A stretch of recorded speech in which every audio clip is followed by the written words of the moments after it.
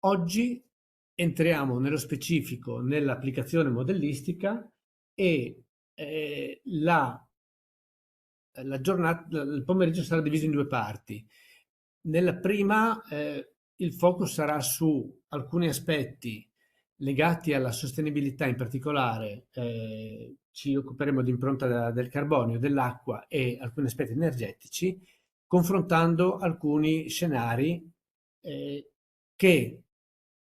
proseguono un po' il percorso che abbiamo iniziato, quindi dando anche un po' di attenzione alla sostanza organica nelle soluzioni agronomiche scelte. La seconda parte sarà invece centrata su un modello di concimazione, quindi su tutto ciò che è legato alle fertilizzazioni e all'apporto di nutrienti per la crescita della coltura. Quindi lascio spazio a Valentino.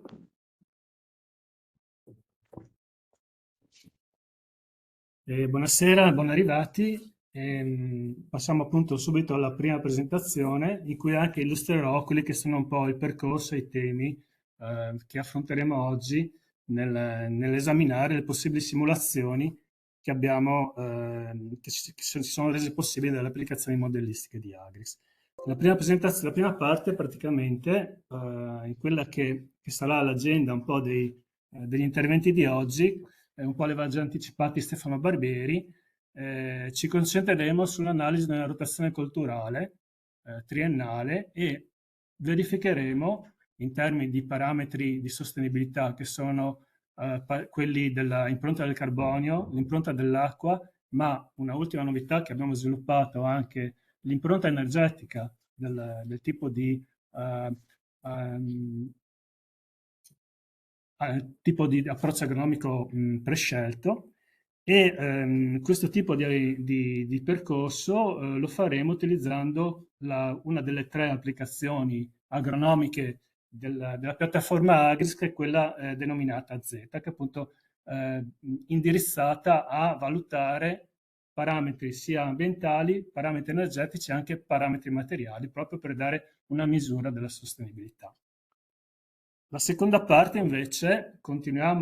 diciamo, continuando questo filo conduttore di cui accennava Stefano, di porre l'attenzione sulla sostenibilità e sulla sostanza organica,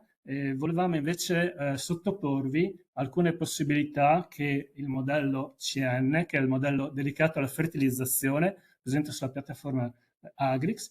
ci dà in termini appunto di verificare l'ottimizzazione dell'uso dei nutrienti, ma anche in qualche modo anche il ruolo della sostanza organica nel suolo e il ruolo rispetto alla nutrizione delle piante. E, parleremo su questo secondo aspetto, appunto a riguardo della fertilizzazione delle piante e anche di altre applicazioni che possono essere molto utili, stanno all'interno della piattaforma Agris, applicazioni che abbiamo anche già, di cui abbiamo già accennato anche nel primo intervento, il primo evento di questa miniserie di tre incontri, ovvero l'importanza del dato meteorologico e anche l'importanza del suolo in termini di percorribilità e saturazione del suolo, previsione di quelle che possono essere le saturazioni dei suoli e quindi un'indicazione su quello che può essere il momento più opportuno per intervenire, non solo per la lavorazione del terreno, ma anche per limitare o per valutare qual è il momento più opportuno per la distribuzione dei fertilizzanti e dei concimi. Andiamo subito a vedere i tre modelli agronomici di cui disponiamo su Agrix. Come vedete, la piattaforma è organizzata con una specie di stendardo a sinistra in cui si possono esplorare i vari menu. Il menu, il secondo menu, quello denominato simulazioni aziendali, perdonate, è caratterizzato da un lucchetto perché effettivamente sono aree a cui si può accedere dopo appunto essersi iscritti alla piattaforma. E, in sé le simulazioni aziendali che proponiamo sono l'irrigazione aziendale, la fertilizzazione aziendale e la gestione aziendale. Di fertilizzazione e di gestione aziendale abbiamo appena accennato. Il primo modello che andremo a esaminare, le simulazioni che andremo a condurre, è basato appunto sull'applicazione AZ, che è un'applicazione che in qualche modo replica un percorso di life cycle assessment, di ciclo di vita del processo aziendale, e lo fa esaminando quelli che sono i flussi in entrata e in uscita, flussi quindi gli input dell'azienda e gli output dell'azienda in termini sia di prodotti come siamo abituati a considerare come prodotti agricoli, ma anche come servizi, e quindi anche abbiamo messo un po' l'accento e l'attenzione su quelli che sono i servizi ecosistemici che l'azienda rende come coprodotto. Alla fine, qui abbiamo rappresentato anche in termini schematici quelle che sono le possibilità e gli output del modello. Alla fine praticamente possiamo ottenere informazioni sui flussi di azoto, i flussi di fosforo, le emissioni di ammoniaca, poi più in particolare emissioni che impattano direttamente sul bilancio dell'anidride carbonica dell'azienda, quindi emissioni di metano, emissioni di protossido di azoto, produzione appunto di anidride carbonica e sequestro di carbonio. Nel loro insieme queste componenti vanno a realizzare quello che è vengono praticamente trasformate in quantità di CO2 equivalente, che vengono tradotte in impronta di carbonio. Parallelamente a questo tipo di funzione viene calcolata anche l'impronta dell'acqua. L'impronta dell'acqua è un altro parametro ambientale che distingue tra acqua verde, acqua grigia e acqua blu. Di particolare interesse sono l'acqua blu e l'acqua grigia, perché l'acqua blu sta a misurare l'acqua tecnologica che viene utilizzata in azienda. Uno dei primi riferimenti che possiamo fare in agricoltura è l'acqua di irrigazione, che rappresenta la componente blu. L'altra componente di cui accennavo, l'acqua grigia, invece ha delle implicazioni invece sulla dispersione dei nutrienti. In particolare noi all'interno di AZ mettiamo l'accento su quello che è la dispersione dell'azoto nelle acque profonde, nelle acque superficiali, e questo aspetto ha chiaramente delle implicazioni con quella che è l'efficienza dell'uso dell'azoto nella fertilizzazione delle piante. L'applicazione in sé chiede all'utente di esaminare tutta quella che è la sua organizzazione aziendale, tutti i processi aziendali che vengono messi in atto. Mi vengono in mente, per esempio, per fare degli esempi, le superfici coltivate, le tecniche culturali, anche l'uso del terreno con tecniche conservative o tecniche convenzionali è un elemento che viene considerato all'interno di questo percorso che l'utente deve seguire per poi esprimere una valutazione su quella che è la sua organizzazione, la sua sostenibilità in termini di impronta del carbonio e impronta dell'acqua. Poi naturalmente c'è tutta la parte animale, e quindi gli allevamenti, e quindi le implicazioni e la gestione degli effluenti, l'acqua irrigua naturalmente. Poi ci sono import of farm, sono tutte quelle quantità di input che vengono importate nel processo aziendale, quindi vengono importate in azienda e vengono in qualche modo acquisite, acquistate al di fuori dell'azienda. Dicevamo degli aspetti energetici e poi dicevamo anche dei servizi ecosistemici. I servizi ecosistemici li abbiamo considerati giustamente un coprodotto e possono naturalmente mitigare anche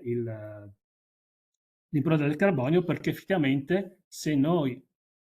classicamente il bilancio del carbonio viene espresso rispetto alle unità funzionali. Le unità funzionali possono essere unità produttive, possono essere, non so, la produzione di latte o la produzione di mais, frumento, la produzione di uva, ma evidentemente se questi processi sono accompagnati da altre evoluzioni, tipo, non so, la conservazione dell'ambiente o particolari tecniche agronomiche che vanno incontro a produrre dei servizi. Uno dei servizi potrebbe essere anche il sequestro del carbonio e lo sviluppo di sostanza organica nel suolo. L'impronta del carbonio viene mitigata, cioè viene ripartita anche su questi altri servizi, no? Quindi ci potrebbe essere un'azienda che potrebbe essere poco efficiente in termini classici produttivi, ovvero produrre meno latte, quindi il bilancio della CO2 viene ripartito per un'unità funzionale che ha un valore più basso, ma potrebbe avere altresì una grande valenza, una grande importanza rispetto alla sua attività eh, ehm, di rendere servizi ecosistemici alla, alla, diciamo, alla collettività, tipo, non so, tenere spazi aperti o mantenimento dei pascoli. Evidentemente questo coprodotto viene valutato all'interno del calcolo dell'impronta del carbonio. Abbiamo già detto più o meno alcune cose, qui scorro abbastanza veloce perché giustamente forse l'interesse era quello di andare al centro, sul concreto della simulazione che abbiamo deciso di presentare. Comunque il bilancio dell'anidride carbonica all'interno dell'applicazione distingue le varie componenti e questo è qualcosa che ci interessa perché consente anche all'azienda o al tecnico di valutare quelli che sono i punti nevralgici su cui concentrarci, no? Quindi viene fatta una ripartizione di quello che è la componente che produce più o meno CO2 all'interno del processo. Vi dicevo appunto, il risultato finale è quello di produrre una valutazione sull'impronta del carbonio, sia con allocazione rispetto ai servizi ecosistemici, quindi sia tenendo conto anche dei servizi ecosistemici, sia tenendo conto del prodotto principale. E quando ci sono più coprodotti, diciamo, viene la misura di come distribuire il bilancio della CO2 su più prodotti aziendali viene valutata secondo uno schema che è quello di allocazione economica. Quindi ad ogni prodotto o coprodotto viene assegnato un valore economico e questo consente di ripartire, non avendo altre possibilità, di ripartire la CO2 congiunta di tutta l'azienda rispetto a più coprodotti. Avevamo appunto valutato appunto l'impronta idrica. L'impronta idrica ne abbiamo già parlato all'inizio di questa presentazione, e quindi sulle componenti acqua verde, acqua blu e acqua grigia. Quelle che sono di maggiore dominio per l'azienda agricola sono senz'altro, come si diceva, l'acqua blu e l'acqua grigia. Di recente, con l'evoluzione di AZ, abbiamo inserito anche la componente energetica. Quindi effettivamente nel processo aziendale viene dato un valore, è anche abbastanza facile perché ogni input e ogni output aziendale del processo hanno un loro valore in termini energetici, e noi usiamo il megajoule per chilo di sostanza secca. In termini molto semplici, il bilancio, l'efficienza del bilancio sarebbe classicamente il totale di output energetico diviso sul totale del input di fattori energetici. In realtà quello che ci piaceva molto fare, che abbiamo anche introdotto ispirandoci a delle pubblicazioni di alcuni autori che hanno messo in evidenza questo aspetto, è come può cambiare l'efficienza aziendale quando entra in gioco la considerazione della sostanza organica del suolo, perché è come se, passatemi un po' l'esempio, noi badassimo soltanto agli input che utilizziamo e ci scordassimo che piano piano nel nostro processo produttivo consumiamo anche sostanza organica. Chiaramente questa cosa, se non viene esplicitata, ci dà anche un senso negativo, soprattutto in termini di lungo periodo, su quello che è la sostenibilità dei processi aziendali e delle scelte agronomiche che mettiamo in atto. Tant'è che proprio su indicazione di questa bibliografia abbiamo considerato anche quello che è in AZ nel calcolare l'efficienza energetica, abbiamo considerato sia anche la sostanza organica del suolo, e rispetto anche al tipo di scelte agronomiche che vengono fatte, nel lungo periodo possiamo avere sia un consumo di sostanza organica che è superiore a quella che è la produzione di sostanza organica, e al contrario una produzione di sostanza organica che è superiore al consumo di sostanza organica del suolo. Evidentemente abbiamo un bilancio, considerato che un bilancio positivo o negativo rispetto agli esempi che dicevamo, ed è chiaro che in questo caso si viene ad attribuire un coefficiente energetico alla sostanza organica del suolo rispetto a quelli che sono dati convenzionali di letteratura e si riesce proprio a valutare il risultato della componente della sostanza organica. Allora, se quando noi misuriamo l'efficienza, ricordando il termine che semplice che avevamo ricordato prima, ovvero l'output energetico diviso il totale dell'input energetico, secondo questa impostazione, quando il bilancio energetico è negativo, allora diciamo viene inserito tra gli input dell'azienda rispetto al processo. Quando è positivo invece viene considerato come un output del processo produttivo e quindi le cose in questo senso cambiano molto perché evidentemente viene valorizzato anche, viene dato valore, viene dato anche conto di quello che è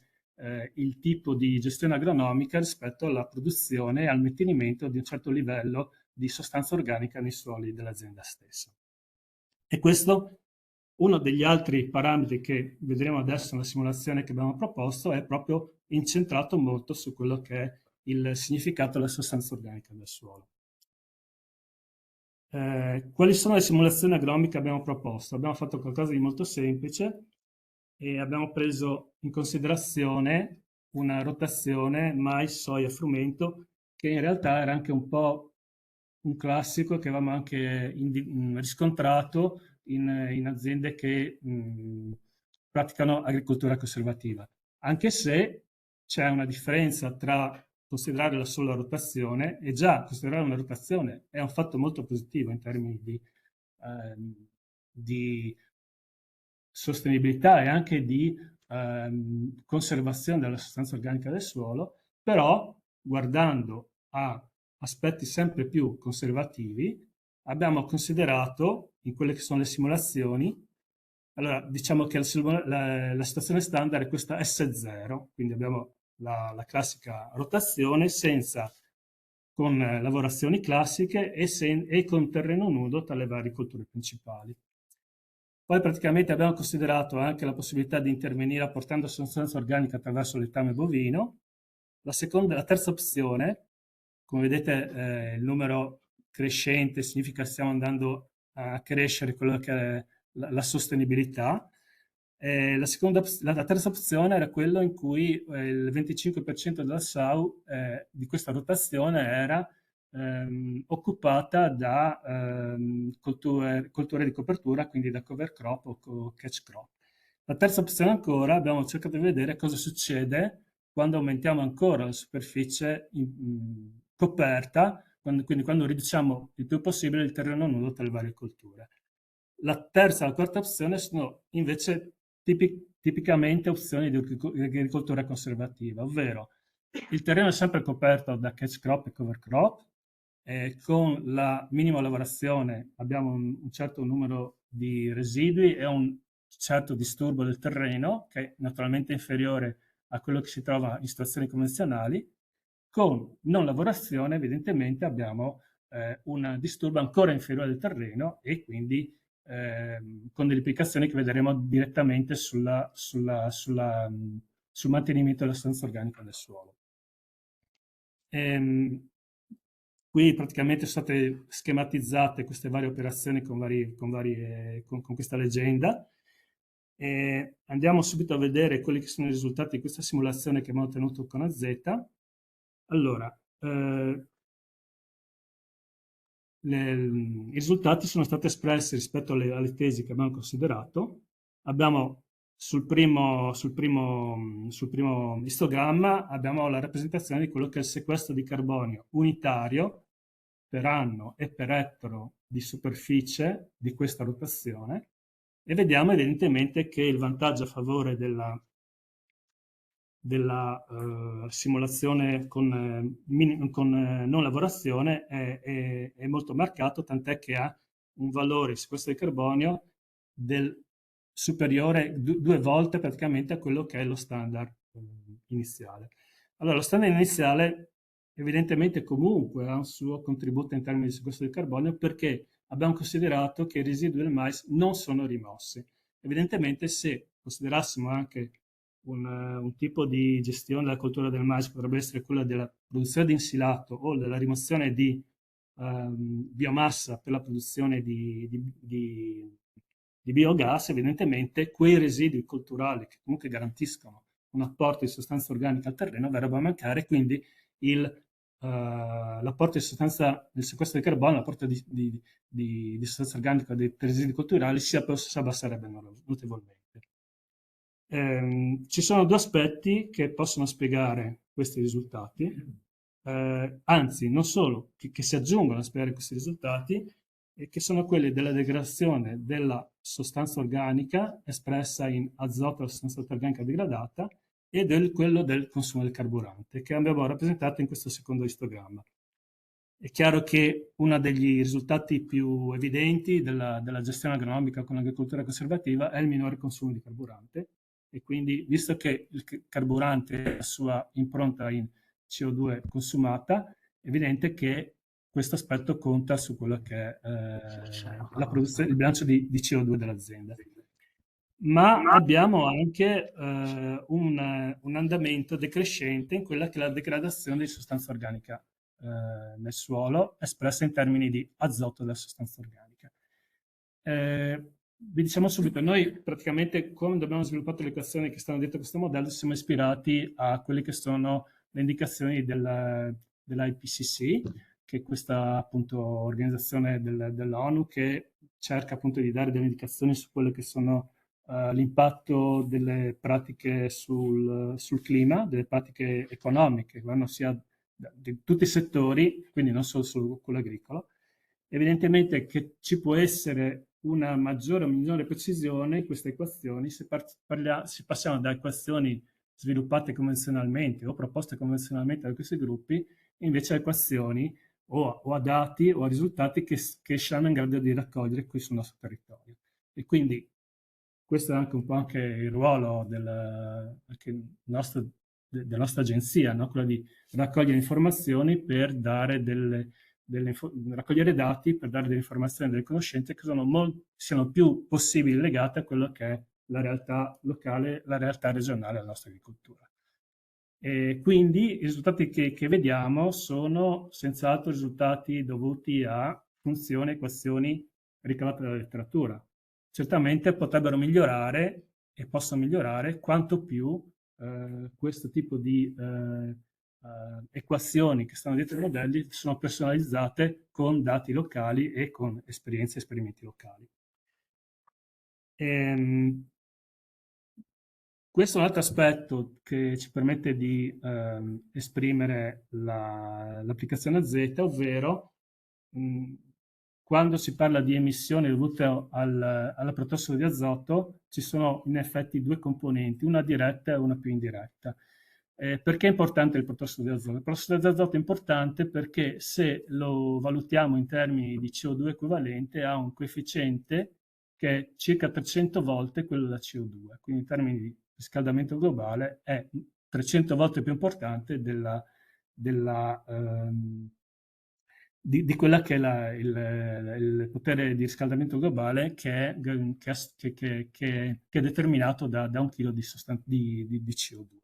Quindi effettivamente c'è molta enfasi, molta attenzione nel vedere in quello che è il bilancio dell'azoto, perché il bilancio dell'azoto è in qualche modo il primo, o anche gli apporti azotati sono la prima componente che possono determinare questo tipo di emissioni. Una cosa curiosa, anzi una cosa interessante, non curiosa,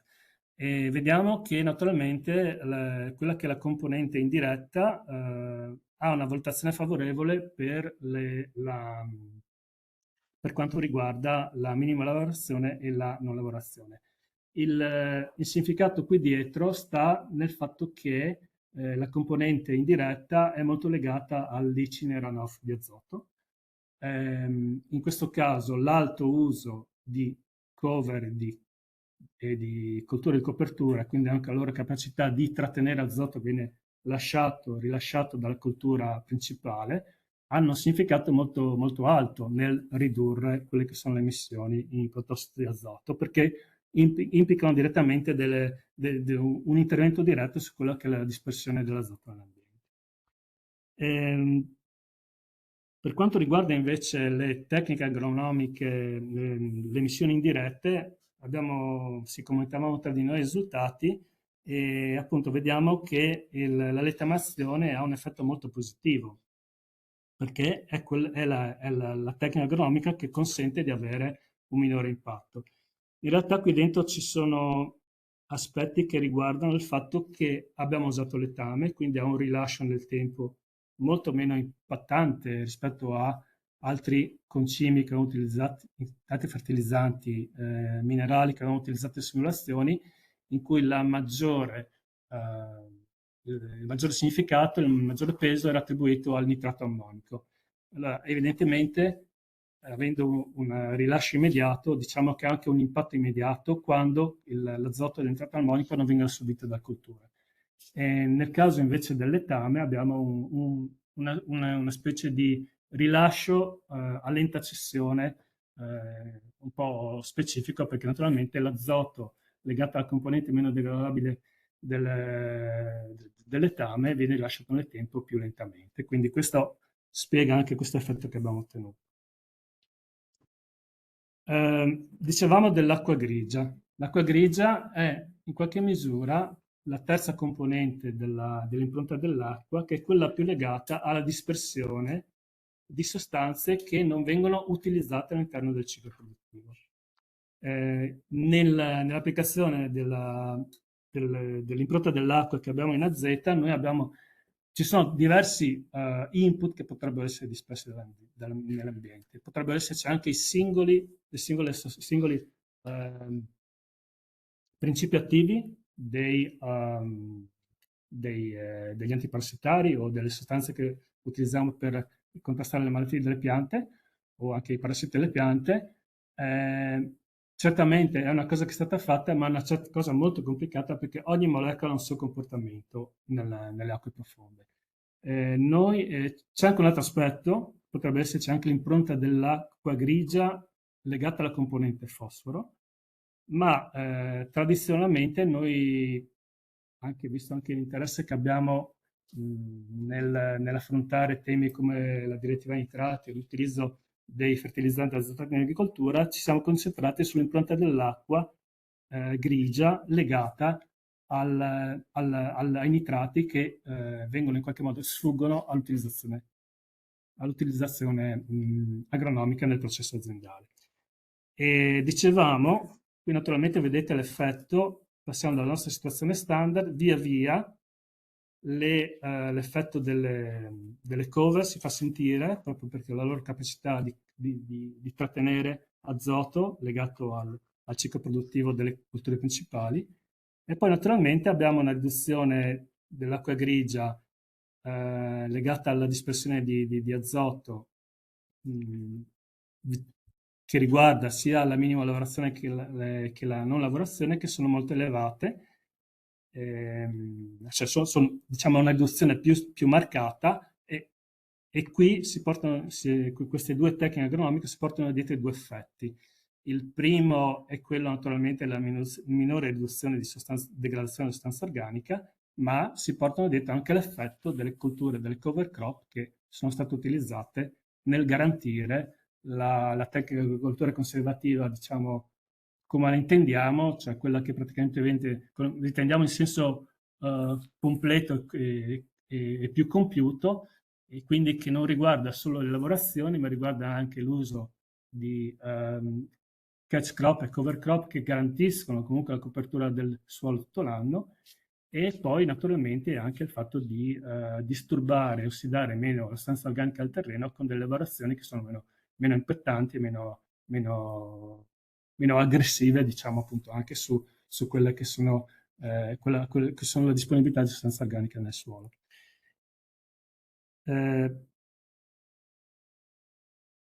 Scusate, sono andato. Sì, questo aspetto delle cover crop viene, e quindi appunto del loro effetto sul leaching runoff e quindi sulla dispersione di azoto non utilizzato nel processo di fertilizzazione delle piante, viene valutata all'interno dell'applicazione con questo tipo di funzione, che è una funzione anche molto semplicistica naturalmente, ma si torna anche al discorso di prima, ovvero sono funzioni che abbiamo ricavato dalla letteratura e che sono anche utilizzate anche in altri studi, in altri lavori sulla determinazione dell'impronta del carbonio. E vediamo che questa indicazione è ricavata da, da un, da un, da un progetto di calcolo del CFP che è stato dell'impronta del carbonio, che è stata curata dal GRC dell'Unione Europea. E in realtà loro usano una equazione in cui indicano che per ogni ettaro di cover utilizzato e ogni ettaro di superficie utilizzato con una cover crop si ha una riduzione del 40% del leaching e del runoff di azoto. È evidente che è un dato semplicistico, come vi dicevo, però effettivamente fa parte di quello che è il dato che convenzionalmente viene accettato. Noi abbiamo anche introdotto un altro aspetto che ci fa ricordare quello che abbiamo detto poc'anzi, ovvero l'effetto a lento rilascio sia della somministrazione di fertilizzanti organici o anche a lento rilascio degli stessi fertilizzanti che tecnologicamente vengono denominati a lento rilascio, perché effettivamente questi due effetti combinati riescono a ridurre la dispersione dell'azoto nell'ambiente e hanno delle implicazioni dirette sul calcolo dell'impronta dell'acqua grigia dell'azienda. Qui ci sono vari aspetti un po' più complessi, naturalmente, su quelle che sono le varie situazioni che potremmo affrontare. È chiaro che ci sono situazioni un po' di base dove abbiamo, come ci insegna Stefano Barbieri, siamo come ci ho raccontato la volta scorsa, dove abbiamo terreni molto ricchi di argilla. È chiaro che prevale la componente runoff, dove mentre sono terreni più ricchi di scheletro o prevale invece la componente leaching, perché prevale appunto la componente profonda, la componente della dispersione delle acque profonde. Quello che a noi interessa, adesso quello che possiamo veramente concentrarci è sulla quantità applicata di fertilizzanti, sull'assorbimento dei fertilizzanti da parte delle piante e sulla gestione della concimazione. Su questi aspetti noi possiamo intervenire e su questi aspetti sono quelli che possono servirci per orientare, per contenere la dispersione, per massimizzare l'efficienza dell'utilizzazione dei nutrienti e quindi contenere la loro dispersione nell'ambiente. Passiamo invece subito a un altro aspetto di cui avevamo parlato e che abbiamo introdotto, ovvero il bilancio dell'energia dovuta alla sostanza organica del suolo. Qui vediamo le nostre tesi che abbiamo messo a confronto nelle nostre simulazioni. Vediamo che la sostanza, il bilancio energetico della sostanza organica nel suolo può avere un effetto positivo o un effetto negativo. Vediamo che quando abbiamo messo su questo istogramma i valori positivi e negativi, vediamo appunto che i tipi di interventi agronomici classici sono quelli che vedono un consumo di sostanza organica nel suolo rispetto a quello che è una prevalenza del consumo rispetto alla produzione di sostanza organica. Mentre ancora una volta vediamo, se andiamo a valutare questi effetti in termini di minima lavorazione o di non lavorazione, vediamo invece che in quel caso il bilancio è positivo e quindi evidentemente abbiamo una maggiore accumulo di sostanza organica rispetto al consumo di sostanza organica. Sì, nel caso di tecniche agricolture conservative sappiamo quali sono gli effetti, li abbiamo anche accennato prima, ed è chiaro che soprattutto nel lungo periodo ci aspettiamo che ci sia un aumento di sostanza organica con queste tecniche di lavorazione e non solo di lavorazione, queste tecniche di gestione agronomica dei suoli, delle colture, e quindi questo bilancio energetico della sostanza organica ci conferma quello che anche ipotizziamo in termini appunto di diffusione e di promozione di queste tecniche di gestione agronomica delle colture. Le barre gialle e arancioni semplicemente stanno ad indicare le barre gialle stanno ad indicare la degradazione di sostanza organica, le barre color viola stanno invece a indicare quella che è la produzione di sostanza organica dovuta al tipo di gestione adottata, e queste due componenti insieme spiegano il bilancio della sostanza organica nel suolo, il bilancio energetico della sostanza organica nel suolo. Esiste anche un altro termine per misurare questo aspetto, che è quello dell'energia netta ambientale. In questo caso alla fine si confronta l'output energetico, l'input energetico con il bilancio energetico nel suolo, che può avere un effetto più o meno positivo, a seconda appunto che il bilancio sia positivo o negativo, e determinare risultati diversi in termini di energia netta ambientale. Anche questo è un indicatore energetico sulla sostanza organica del suolo che abbiamo trovato in letteratura e che abbiamo adottato all'interno del nostro applicativo AZ. E ancora una volta vedete come questo ENA è molto più positivo rispetto alle ipotesi, alle tesi di utilizzazione agronomica secondo le tecniche di agricoltura conservativa.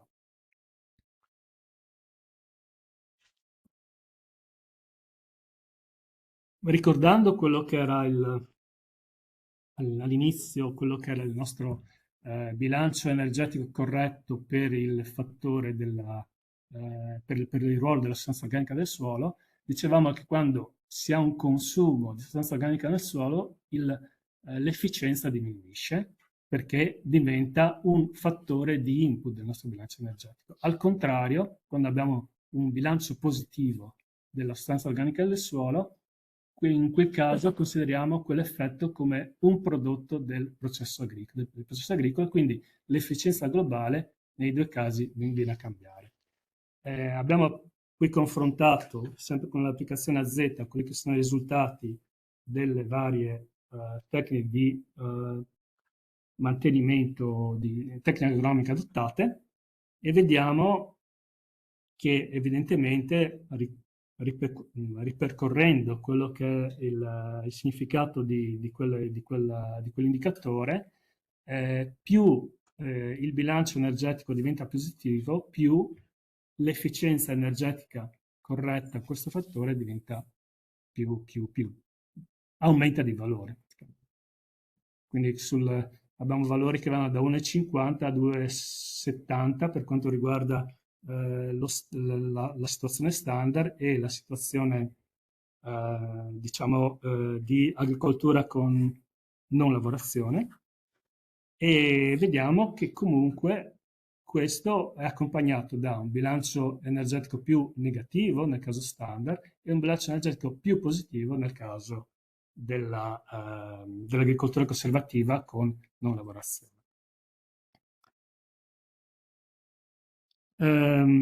Questa riguarda un po' una prima simulazione che abbiamo voluto proporre, che riguarda un po' la tecnica di gestione del suolo, naturalmente, e quindi con le varie implicazioni che possono spiegare, possono anche indurci a fare delle scelte diverse a seconda appunto di quello che consideriamo, e quando entra in gioco soprattutto la gestione della sostanza organica del suolo. Un'altra simulazione che volevamo proporvi brevemente stasera, ma che riguarda comunque delle valutazioni su quelle che sono le tecniche di gestione dell'azienda, riguarda invece, è una simulazione che in realtà abbiamo già proposto in un seminario a Gemona 2 anni fa, era proposto dall'Associazione Levatori, in cui volevamo appunto mettere in evidenza quanto l'orientamento culturale orientato soprattutto alla produzione di slow mais contro l'orientamento culturale orientato dalle colture alternative al slow mais potesse spiegare un diverso effetto in termini evidentemente di acqua irrigua utilizzata, ma anche di tutti questi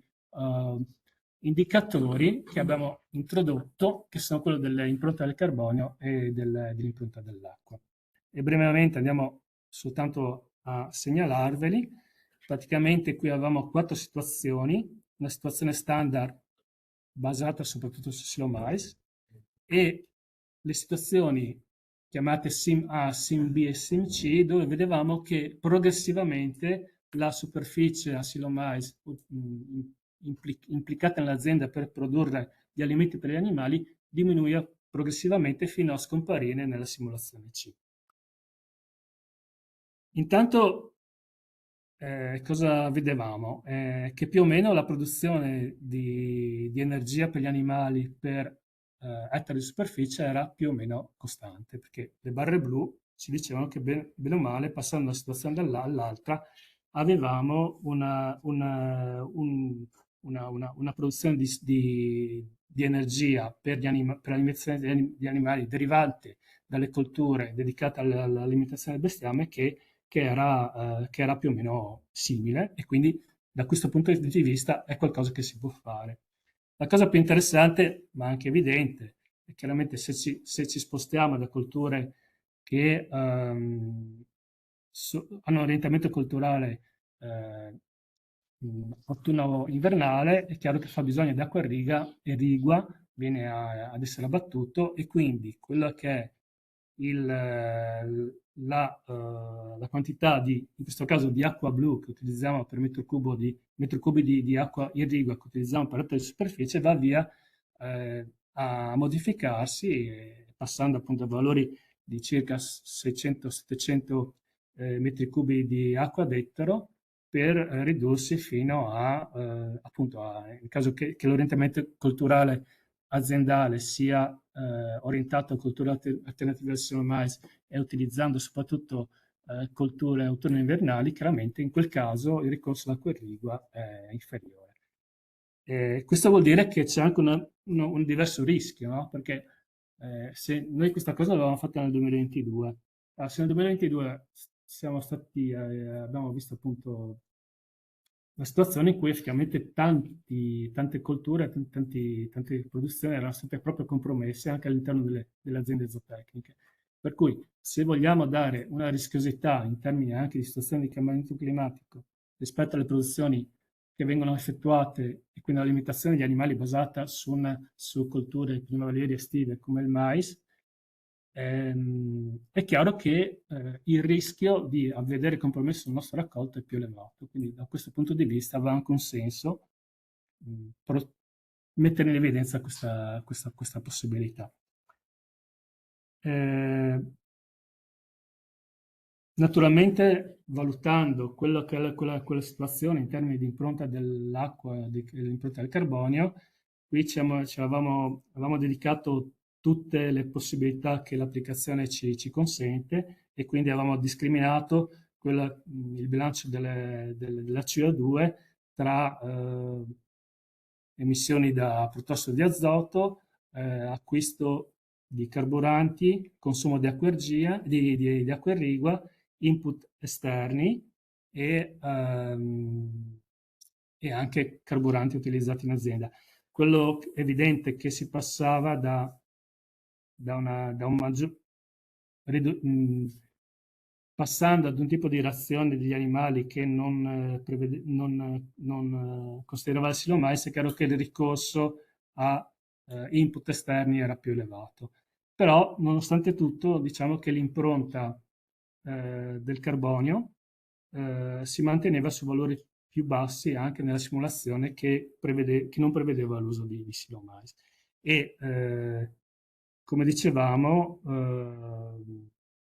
l'uso di acqua irrigua era naturalmente era chiaramente molto più favorevole per la simulazione C con un ordinamento culturale che non prevedeva la presenza di silomasi. Questo a grandi linee erano i risultati che si potevano ottenere utilizzando AZ, l'applicazione AZ per fare questo tipo di valutazioni. L'ultima cosa, questo è uno schema di quello che è la ripartizione dell'azienda zootecnica dei componenti di acqua verde, acqua blu e acqua grigia. L'acqua grigia ne abbiamo parlato prima del suo significato. In questo caso gli effluenti sono un driver, sono una componente eh, se non, che giustamente deve essere utilizzata ed ha un significato molto importante in termini anche di riciclo dei materiali prodotti in azienda, ma evidentemente deve anche essere utilizzata convenientemente, secondo appunto le indicazioni, per ridurre il più possibile appunto la dispersione nell'ambiente, quindi è importante, così come con gli altri concimi, seguire bene quello che è l'assorbimento delle piante e seguire bene anche la somministrazione e gli apporti di azoto rispetto a quelli che sono i fabbisogni delle piante. In ultimo, la cosa che notavamo da questa simulazione era che evidentemente vi era una diminuzione dell'acqua grigia, passando dal sinomais verso alla simulazione con non sinomais. E sì, era evidente che la quantità di acqua irrigua quasi si annullava perché ci spostavamo verso una massiccia orientamento alla produzione agricola verso l'impostazione autunno-invernale. Il fatto di avere anche degli erbai durante la coltura invernale implicava un maggiore uso di acqua verde, ovvero l'acqua per evapotranspirazione, ma questo sappiamo che è un dato di fatto, nel senso che più una coltura persiste e più acqua utilizza nell'evapotranspirazione. Per cui l'acqua verde in realtà non ha una forte implicazione, anzi potrebbe anche essere dedotta da quella, potremmo anche fare una confronto tra quello che è uno standard di acqua verde e le deviazioni positive o negative di acqua verde rispetto alle colture utilizzate. Dunque, la prima parte, quindi l'illustrazione di AZ, sarebbe conclusa con queste simulazioni. Perfetto, allora passiamo a questo secondo set questa seconda presentazione.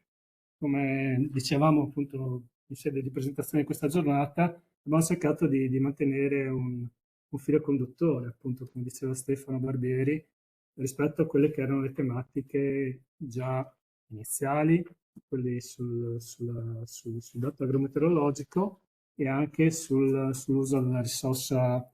suolo e sulle implicazioni, sulla importanza appunto del suolo e in questo caso parliamo del modello di fertilizzazione, quindi un modello in cui si è cercato, nonostante le semplificazioni che ci sono, di dare una rappresentazione di quelli che sono i rapporti pianta-suolo e nutrienti. E il modello si chiama CN. Le sue caratteristiche è che descrive la funzione della crescita della biomassa della pianta secondo i gradi giorno. Questa crescita dei gradi giorno però è comunque limitata da situazioni di stress idrico, per cui se intervenissero situazioni di stress idrico comunque la crescita della pianta viene limitata e quindi questo modello in qualche modo, anzi aggancia anche un modello di irrigazione secondo quello che è lo schema della FAO, del quaderno 56, e naturalmente considera lo sviluppo culturale e i diversi contenuti di azoto nelle diverse fasi di sviluppo della pianta. E questo permette di rappresentare una dinamica nel tempo di quella che è l'assorbimento o il fabbisogno di azoto della pianta. Parimenti anche del fosforo e del potassio, ma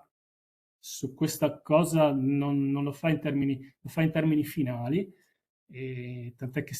il nostro obiettivo era anche di dare una rappresentazione dinamica anche dell'assorbimento di fosforo e potassio delle varie specie. Al momento ci sono tutte le specie erbacee che abbiamo qui in regione, più adesso abbiamo introdotto, nel senso che abbiamo sviluppato le equazioni, ma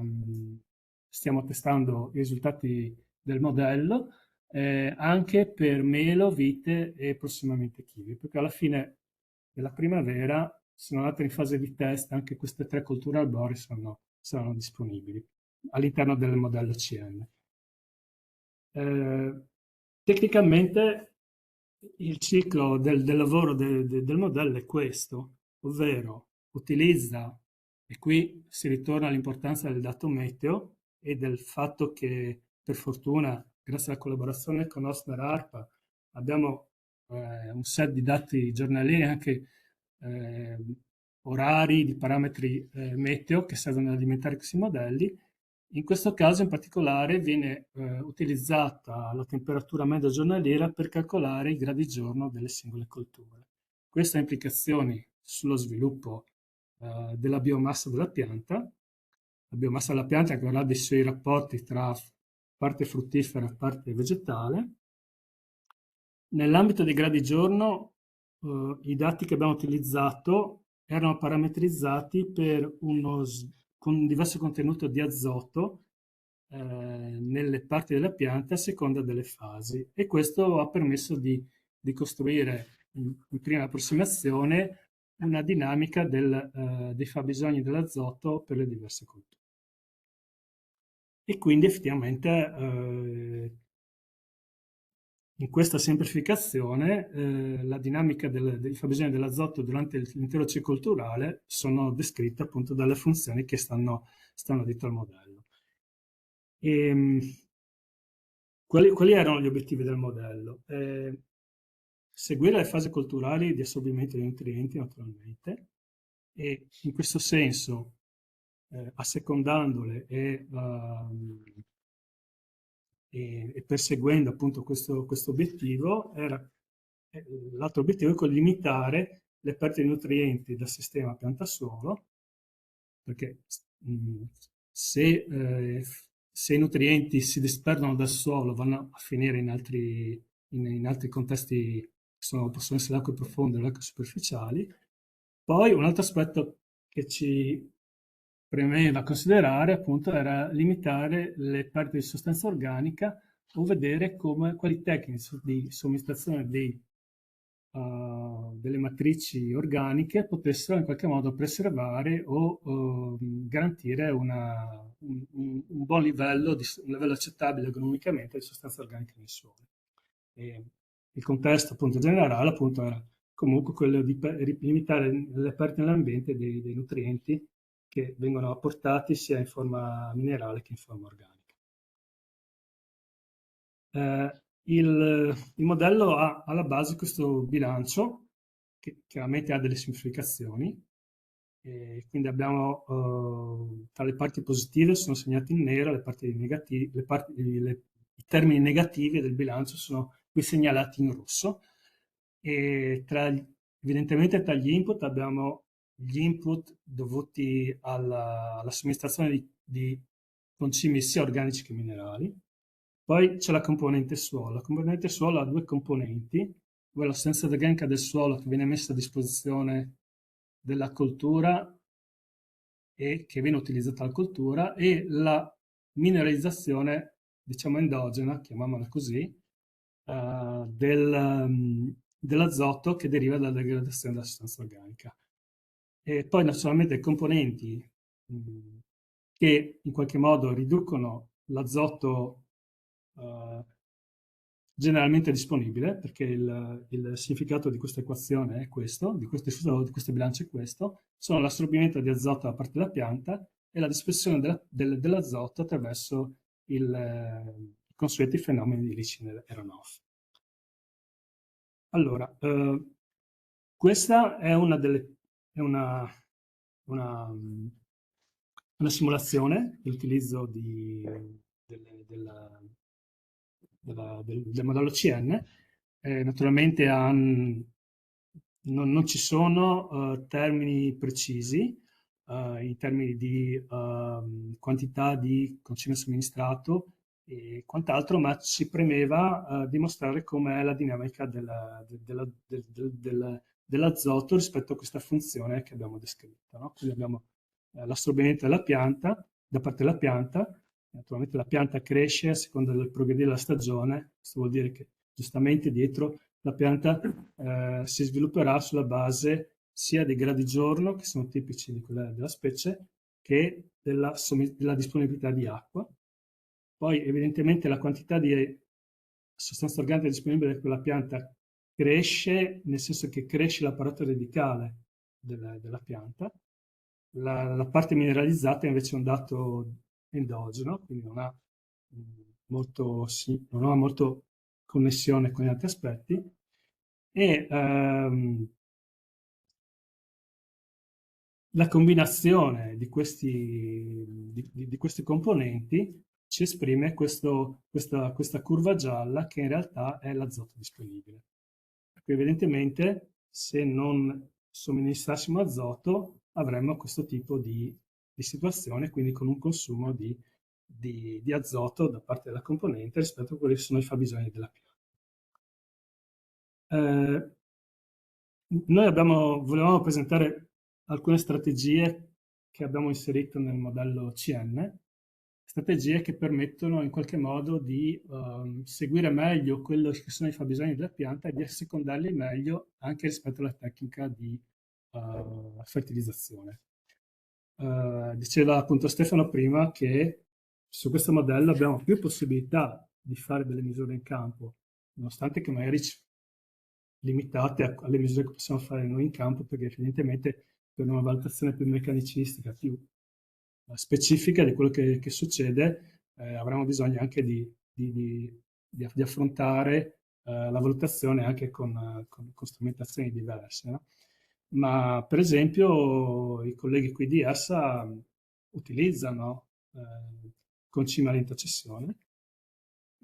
Una delle Naturalmente concime all'intercessione in termini tecnologici, però ci sono le forme all'intercessione, sono anche le forme naturali, no? Di matrici organiche che possono garantire questo effetto.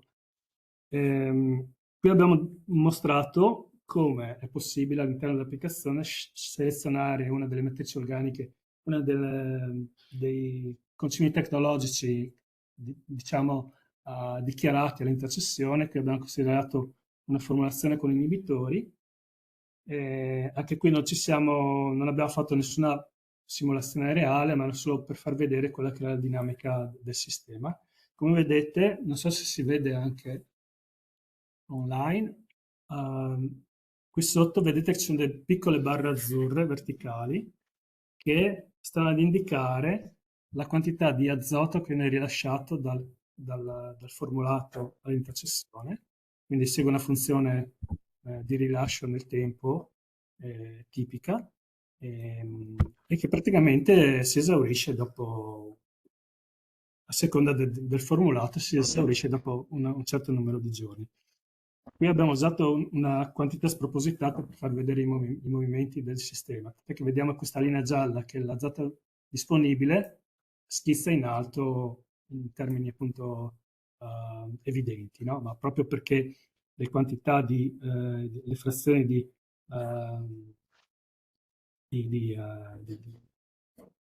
le frazioni praticamente di azoto che abbiamo utilizzato nella simulazione sono state elevate per dare un'indicazione di quella che è la scala di valori e dare una rappresentazione del fenomeno.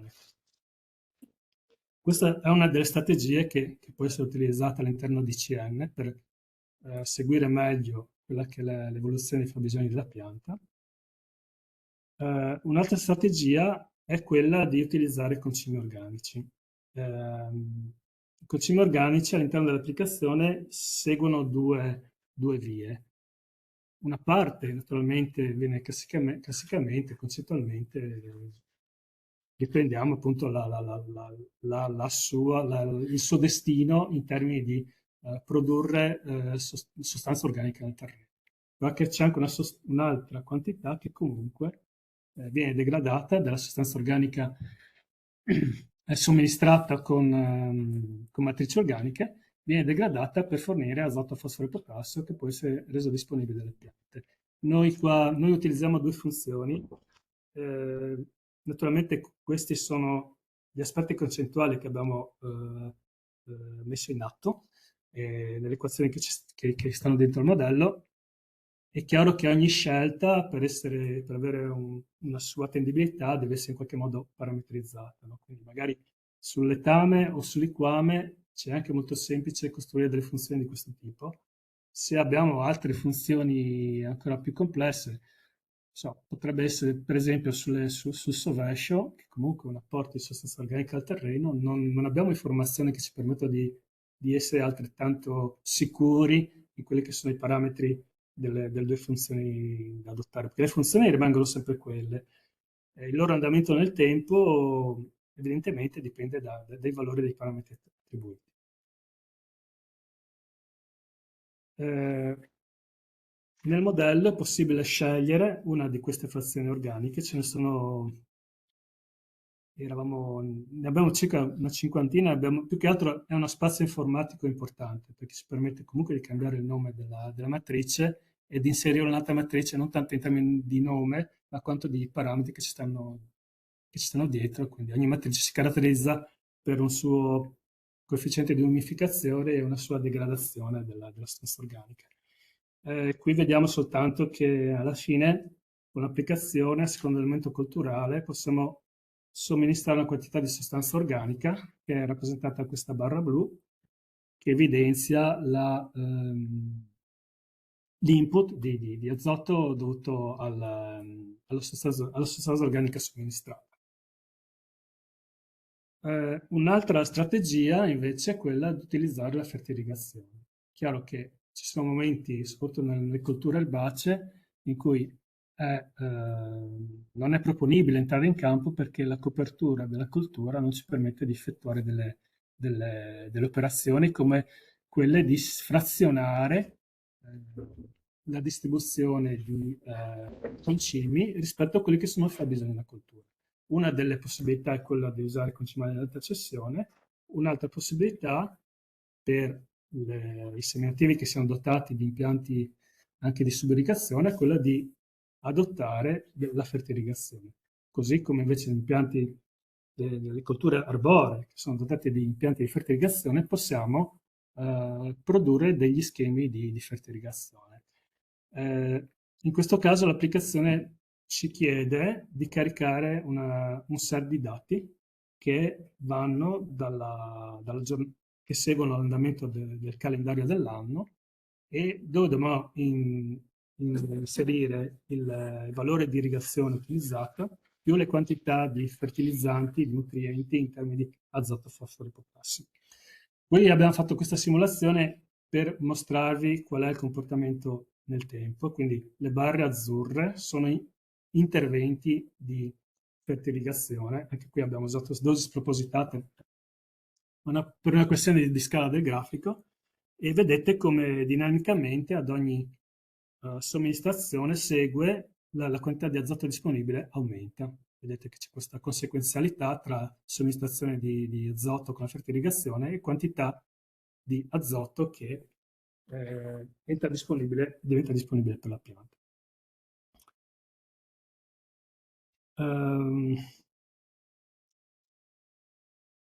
Diciamo che torniamo sempre al nostro discorso di ridurre la dispersione di nutrienti all'esterno del sistema pianta-suolo e quindi diventa sempre importante seguire l'assorbimento dei nutrienti da parte delle piante, distribuirlo quindi al momento giusto e distribuirlo nelle quantità giuste. Questo significa sempre intervenire sulle nostre funzioni di leaching and runoff. Qui il senso sarebbe un po' più complicato, nel senso che dobbiamo dare un peso a qualsiasi situazione e poi dare un punteggio per arrivare ad un coefficiente combinato di leaching and runoff. Quello che noi facciamo invece all'interno del modello OCN è quello abbiamo in qualche modo, qui sì, empiricamente abbiamo determinato una soglia di pioggia e di irrigazione che possono determinare una maggiore forza nel lisciviare l'azoto o residuo all'interno del sistema suolo. Qui abbiamo utilizzato una parte dell'applicazione di irrigazione per far vedere come di fronte a eventi saturanti con piogge saturanti, irrigazioni saturanti, la percolazione di acqua nel suolo diventa più marcata. Quindi abbiamo preso a prestito una parte del modello di irrigazione E nella nostra semplificazione che abbiamo all'interno del modello CN, misuriamo la perdita di azoto in termini di Licina runoff come la quantità di azoto disponibile per questo fattore di drenaggio che dipende, come dicevo, dalla quantità di acqua immessa nel sistema. Semplicemente quando il sistema, la quantità di acqua per irrigazione e pioggia superano determinati valori, il valore, diciamo la forza di lisciviazione da parte del sistema diventa più elevata e quindi anche la quantità di azoto perso per ricine runoff diventano più elevate. Dicevamo che ci sono degli strumenti all'interno della piattaforma Agrix per darci indicazioni agronomiche diverse, no? Adesso riprendo quello che aveva detto Andrea Cicogna nel primo intervento, nel primo evento di 2 settimane fa, in cui ci raccontava come all'interno di Agrix era stata realizzata questa applicazione che dava uno scenario, una rappresentazione del territorio regionale in termini di capacità del suolo di essere saturato dell'acqua e che aveva un duplice significato, nel senso che poteva essere utilizzato per valutare quando non fosse conveniente entrare in campo, perché con un terreno molto saturo d'acqua avremmo rovinato la struttura, ma anche in questo momento qua, sapendo che evidentemente se terreno è saturo di acqua, la lisciviazione dei nutrienti è più elevata, questa indicazione, che oltretutto funziona in termini previsionali, ovvero rispetto ai dati passati da Osmer ARPA, permette di fare questa valutazione sulla saturazione dei suoli regionali con 3 giorni di anticipo, ci dà indicazioni su anche quando meglio programmare degli interventi di distribuzione dei concimi e dei fertilizzanti. Quindi questa è un'altra applicazione che può essere utile, che è utile usare convenientemente e congiuntamente con l'utilizzo dell'applicazione della fertilizzazione. Naturalmente ci sono tanti altri dati meteo che sono importanti all'interno di Agrix, sia all'interno dell'applicazione CN, perché ricordavamo che il modello CN ha bisogno per essere alimentato sia di conoscere gli interventi irrigui o fertirrigui che vengono applicati dall'azienda, ma anche ha bisogno di conoscere i dati meteo. Dicevamo prima appunto del set di dati per calcolare i gradi giorno delle colture utilizzate, ma anche la piovosità ha un significato molto importante rispetto a quanto dicevamo per i fenomeni di Licina runoff. L'azienda può utilizzare le sue centraline oppure può diciamo, disporre del dato meteo di alcune centinaia di aziende, di centraline virtuali che sono messe a disposizione da ARPA Osper e i cui dati meteo transitano attraverso la piattaforma Agrix, e andando incontro appunto a quella necessità di evitare di intervenire con interventi di concimazione nei momenti sbagliati o quando appunto il terreno risulta saturo d'acqua. Questa era la seconda parte.